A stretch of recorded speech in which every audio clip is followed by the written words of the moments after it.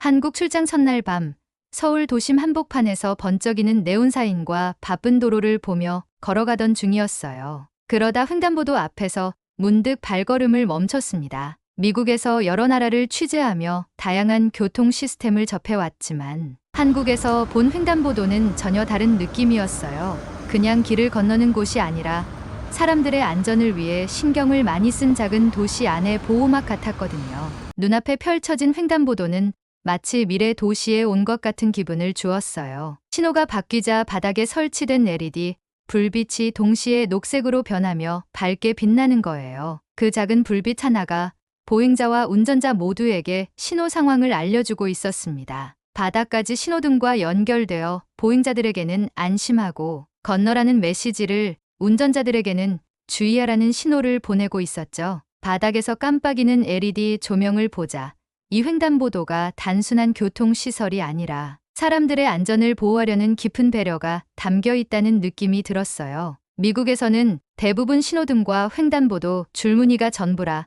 이렇게 정교한 장치는 보지 못했거든요. 처음에는 그저 굉장히 세련된 시스템이군이라고 생각했어요. 하지만 곧 저는 단순한 신호등 이상의 것을 보고 있다는 걸 알게 됐습니다. 조금 더 자세히 살펴보니 신호등에는 청각 신호 장치가 있었고 보행자가 안전하게 건널 수 있도록 소리로 신호를 알려주고 있었어요. 또 횡단보도 양옆에는 보행자의 수와 신호 상황을 실시간으로 표시하는 전광판도 설치돼 있었습니다. 도대체 왜 이 작은 횡단보도에 이렇게까지 많은 장치를 설치한 걸까 하는 생각이 들더군요. 한국에서는 길 하나 건너는 데에도 사람들을 배려하는 정성과 기술이 이렇게나 많이 들어가 있었어요. 이해가 잘 되지 않아 서울에 사는 친구 미나에게 물어봤어요. 미나, 한국은 왜 이렇게까지 횡단보도에 신경을 쓰는 거야? 미국에서는 그냥 신호등이면 충분하다고 생각하는데 미나는 살짝 웃으며 답했습니다. 한국은 예전엔 교통사고가 많았거든. 보행자 사고를 줄이기 위해 이런 시스템을 많이 도입한 거야.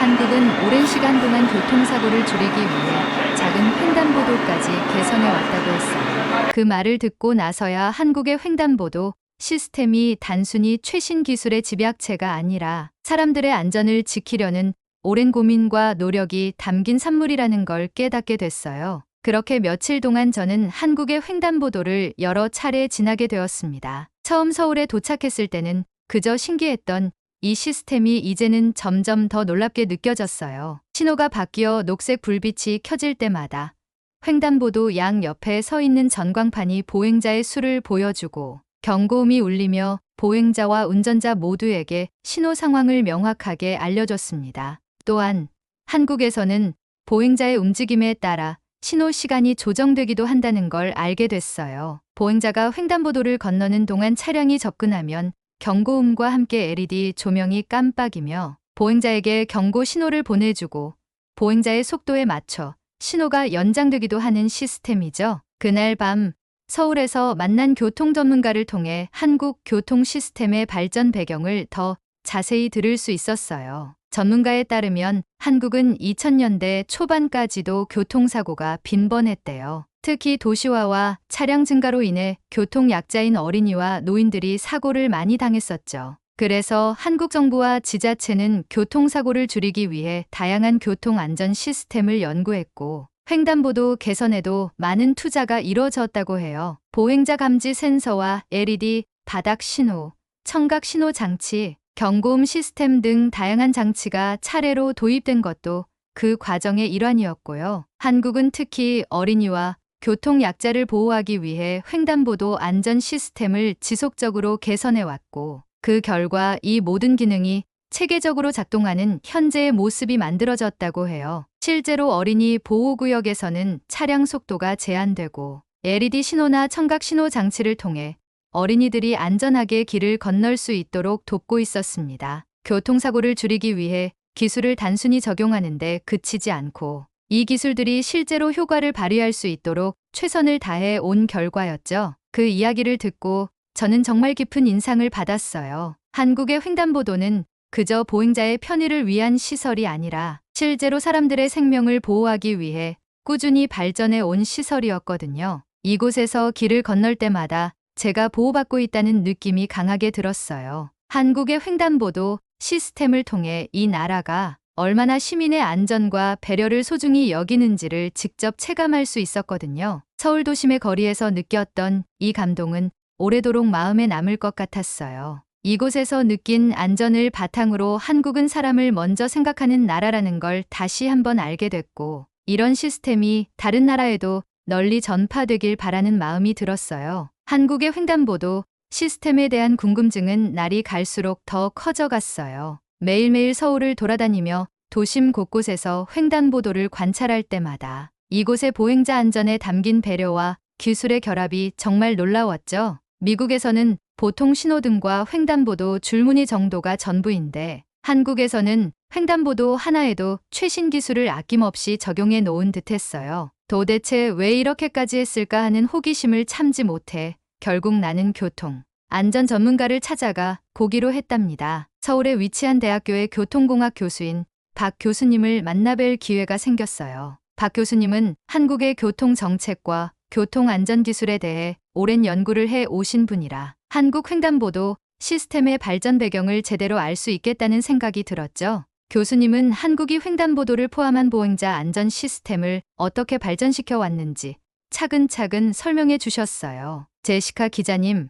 사실 한국도 과거에는 보행자 사고가 매우 많았어요. 1990년대와 2000년대 초반까지만 해도 교통사고 사망률이 OECD 상위권이었거든요. 차량이 급격히 증가하는데 반의 보행자 보호 대책은 많이 부족했어요. 그러다 보니 횡단보도에서 사고가 일어나는 경우가 자주 발생했죠. 교수님은 한국이 급속히 산업화되고 도시화가 진행되면서 차량이 늘어났지만 그에 비해 보행자 보호를 위한 인프라는 충분히 갖춰지지 못했던 초기 상황을 이야기해 주셨어요. 교수님은 이어서 2000년대에 들어서며 정부가 적극적으로 교통 안전을 개선하려 했던 노력에 대해 설명해 주셨어요. 특히 횡단보도에서 사고를 줄이기 위해 스마트 횡단보도 시스템을 개발하기 시작했어요. 예전에는 단순한 신호등과 줄무늬만 있었지만 보행자가 길을 건널 때마다 시스템이 차량에 경고를 주고 보행자 안전을 확보할 수 있도록 다양한 장치를 도입하게 된 거예요. 이때부터 정부와 지자체는 교통약자인 어린이,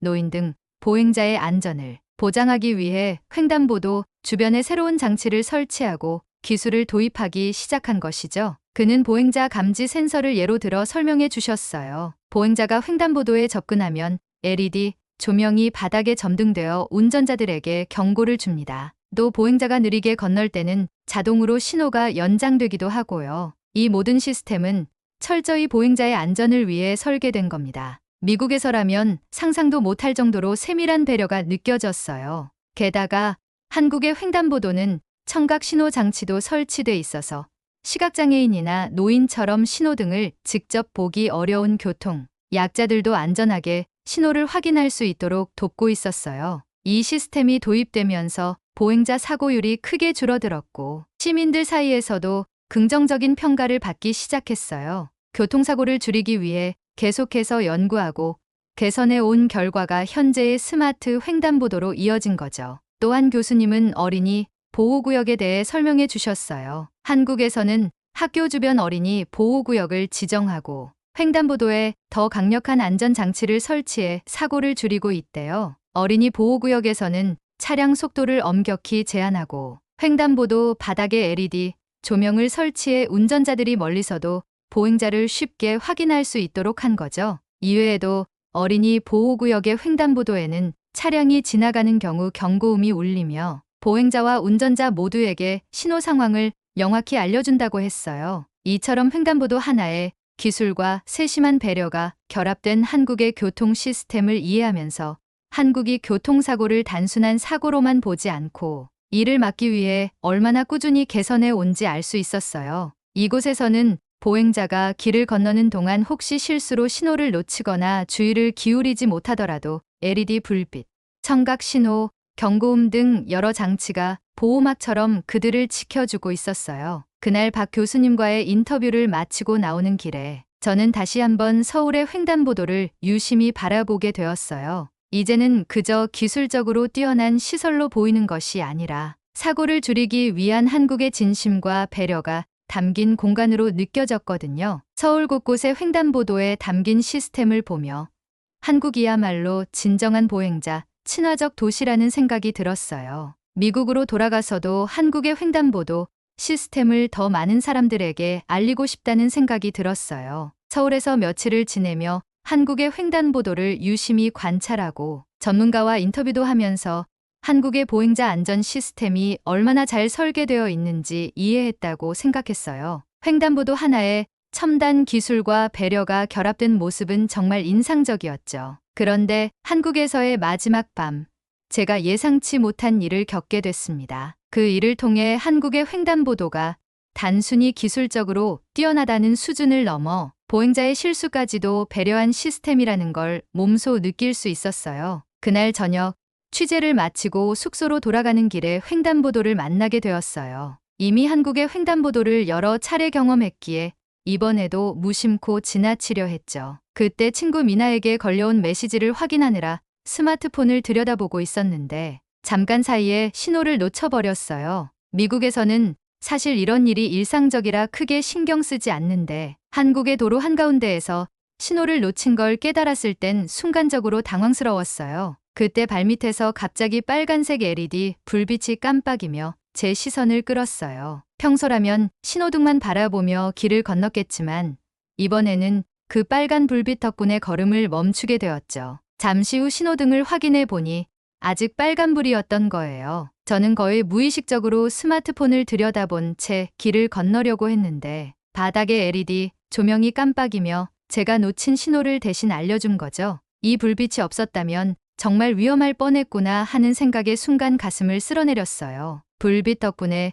위험을 피할 수 있었다는 생각에 잠시 서서 횡단보도를 다시 한번 유심히 살펴보았어요. 한국의 횡단보도 시스템이 단순히 기술적으로 멋진 장치가 아니라 보행자의 실수와 부주의까지 배려한 안전장치라는 사실을 그제야 제대로 이해하게 된 순간이었어요. 한국에서는 보행자가 신호를 놓치거나 주의를 기울이지 못하더라도 LED 불빛, 경고음, 전광판 등의 다양한 장치가 함께 작동하며 보행자를 보호하고 있었던 겁니다. 미국에서라면 신호를 놓치거나 스마트폰을 보다가 길을 잘못 건너는 일이 자주 발생해요. 특히 복잡한 도심에선 보행자들이 신호등을 놓쳐도 따로 알려주는 시스템이 거의 없어서 신호가 바뀐 걸 인지하지 못한 채 길을 건너는 경우가 많죠. 하지만 한국은 보행자의 실수까지 대비한 LED 불빛과 다양한 안전 장치 덕분에 보행자가 놓치기 쉬운 신호를 자연스럽게 다시 인지하도록 도와주는 거예요. 단순히 신호만 바뀌는 시스템이 아니라 보행자의 안전을 다각도로 고려한 진정한 배려의 시스템이라는 생각이 들었어요. 그 경험을 한 이후로 한국의 교통 시스템이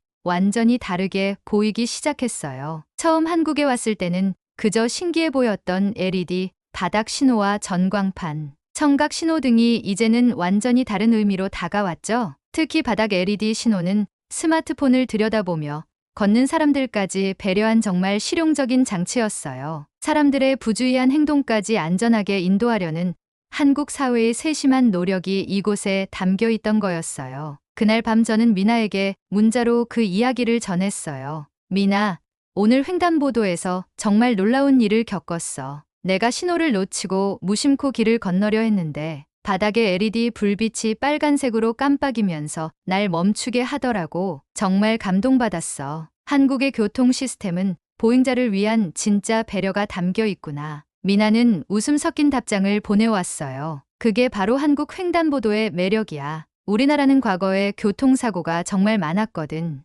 교통사고를 줄이기 위해 보행자 안전에 대한 연구와 투자를 엄청나게 한 결과가 지금의 시스템으로 이어진 거야. 그날 이후로 저는 한국의 횡단보도가 단순히 첨단이라는 평가만으로는 충분하지 않다는 생각이 들었어요. 교통약자나 스마트폰을 사용하는 보행자까지 보호해주는 체계적이고 세밀한 시스템은 그 자체로 한국이 얼마나 사람 중심의 교통 문화를 지향하는지를 보여주는 증거였죠. 어린이 보호구역에 적용된 여러 안전장치들 역시 마찬가지였어요. 아이들의 안전한 등하교를 보장하기 위해 차량 속도를 엄격히 제한하고 바닥에 LED, 신호와 경고음을 통해 어린이들이 안전하게 길을 건널 수 있도록 돕는 시스템은 정말 감동적이었어요. 한국에서 경험한 횡단보도 시스템은 단순한 시설물이 아니라 사람의 생명과 안전을 위한 세심한 배려가 담긴 사회적 안전망이라는 것을 깨달았어요. 한국이 교통사고를 줄이기 위해 보행자 중심으로 교통 시스템을 설계하고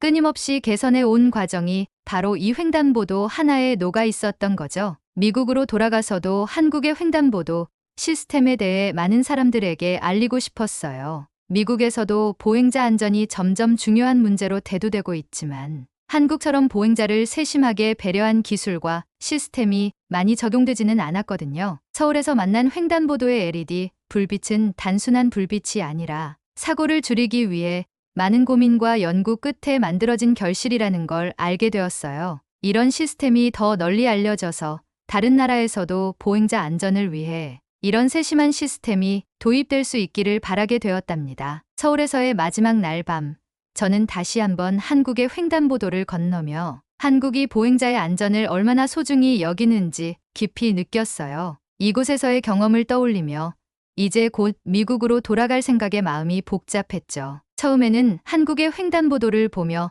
단순히 와 첨단 기술을 여기에까지 썼네라는 생각이 들었어요. 바닥에 깔린 LED 불빛과 전광판, 청각 신호 등 다양한 시스템이 교통 약자까지 배려하고 있었기 때문이죠. 하지만 몇 주간 서울을 다니며 이 시스템이 단순한 기술적 멋을 위한 것이 아니라는 걸 깨닫게 되었어요. 이제 한국의 횡단보도는 그저 화려한 기술의 집합체가 아니라 그 속에 담긴 세심한 배려와 사람 중심의 철학이 느껴졌어요. 마지막 날 밤 서울에서의 취재를 마치고 숙소로 돌아가는 길에도 횡단보도를 건너며 그동안 겪었던 경험들이 스쳐갔습니다. 그 중에서도 가장 기억에 남는 건 신호를 놓쳐 길을 건널 뻔했던 그날의 경험이었죠. 그날 저녁 친구 미나와 메시지를 주고받으며 스마트폰을 들여다보던 중 잠시 길을 건너려 했는데 발밑에서 갑자기 빨간색 LED 불빛이 깜빡이며 제 시선을 끌었어요. 무심코 걸음을 멈춘 후 신호등을 올려다보니 아직도 빨간불이었죠. LED 불빛이 없었다면 아마 무심코 길을 건넜을 거예요. 순간 그 불빛이 저에게 조심해요라고 말을 건네는 듯한 느낌이 들었고 그날 저는 비로소 한국의 횡단보도 시스템이 단순히 첨단 기술을 적용한 것이 아니라 보행자를 지키기 위한 진심, 어린 배려의 산물이라는 걸 느낄 수 있었어요. 한국에서는 횡단보도를 안전하게 건널 수 있도록 이중삼중으로 신경 쓰는 모습이 확실히 보였어요. 단순히 신호를 알려주는 것이 아니라 보행자가 놓치거나 주의를 기울이지 못할 때에도 안전을 보장하기 위한 다양한 장치들이 마련되어 있었죠. 만약 스마트폰을 보느라 신호를 놓쳐도 바닥에 LED 불빛이 신호를 바꿔서 알려주고 혹시 차량이 접근할 경우 경고음까지 울려 보행자가 주의를 기울일 수 있도록 돕는 체계가 있었어요. 이 모든 시스템은 교통 약자들까지 고려한 배려의 결정체였죠. 어린이와 노인을 위해 신호가 자동으로 연장되는 기능도 있고 시각장애인들을 위한 청각 신호도 제공돼요. 미국에서는 보통 신호등과 횡단보도 줄무늬 정도가 전부인데 한국은 이 횡단보도 하나에 그 이상의 안전장치를 추가해 놓았죠. 그렇다면 왜 한국은 이렇게까지 할까라는 궁금증이 생겼어요. 보행자의 실수와 부주의조차 미리 대비한 듯한 이 시스템을 이해하고 싶어졌죠. 며칠 후 교통 전문가인 박 교수님을 만나 한국 교통 시스템에 대해 더 자세히 들어볼 수 있었어요. 박 교수님은 한국이 이렇게까지 보행자 안전에 신경 쓰는 이유는 과거의 교통사고, 경험에서 비롯되었다고 설명해 주셨어요. 1990년대와 2000년대 초반까지만 해도 한국은 보행자 사고율이 상당히 높았어요. 빠르게 산업화와 도시화가 진행되면서 차량은 늘어났지만 보행자 안전을 위한 시설은 부족했거든요.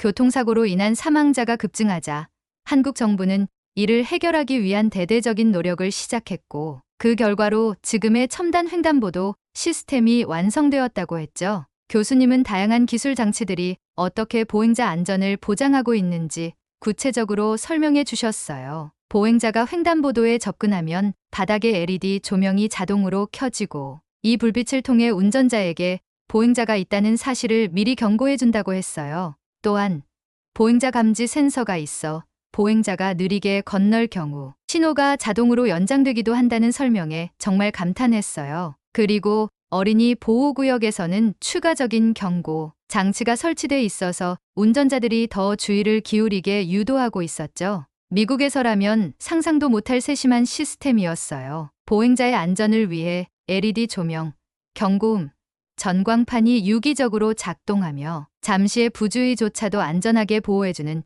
이 시스템에 대해 한국이 얼마나 많은 고민을 해왔는지 느껴졌어요. 교수님의 이야기를 들으며 한국의 교통 시스템이 단순한 기술적 발전을 넘어 실질적인 보행자 중심의 교통 환경을 지향하고 있음을 깨닫게 되었죠. 서울에서의 마지막 날 밤, 저는 비로소 한국의 횡단보도가 단순한 교통시설이 아니며 그곳을 지나는 사람들을 세심하게 지켜 주기 위한 진정한 안전망이라는 걸 실감했어요. 보통 횡단보도는 그저 길을 건너는 장소로만 여겨지지만 이곳에서의 경험은 저에게 큰 울림을 주었죠. 이 작은 공간 하나에도 한국 사회가 사람들의 안전을 얼마나 소중하게 여기는지, 실생활 속에서 시민들을 얼마나 배려하고 있는지가 녹아 있었습니다. 미국으로 돌아갈 준비를 하며 창밖으로 펼쳐진 서울의 야경을 바라보는데 한국에서의 경험이 저의 기자로서의 시각을 바꾸어 놓았다는 생각이 들었어요. 지금껏 다양한 나라의 교통 시스템을 취재하며